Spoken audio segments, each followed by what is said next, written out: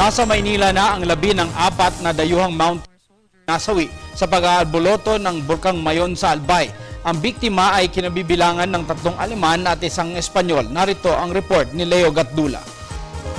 Dinala na sa Maynila ang bangkay ng 3 Aleman at 1 Kastila na namatay sa pagsabog ng Bulkang Mayon. Ang 4 na nasawi ay bahagi ng grupong nagha-hiking sa bulkan nang sumabog ito noong Martes, Mayo 7. Naibaba mula sa Bulkang Mayon ang mga bangkay nitong Huwebes, Mayo 9 matapos ang retrieval operations. Ayon sa ulat, sinabi ni Albay Governor Joey Salceda na naapektuhan ng masamang lagay ng panahon ang operasyon para makuha ang mga labi ng 4 na turista. Sa mga nasawing Aleman, 2 ang lalaki at 1 ang babae. Ang namatay na Kastila naman ay 1 babae na residente ng bansang Germany. Nasaksihan ng mga kinatawan ng Spanish Embassy sa Maynila ang pagdating sa Manila Domestic Airport ng bangkay ng Kastila.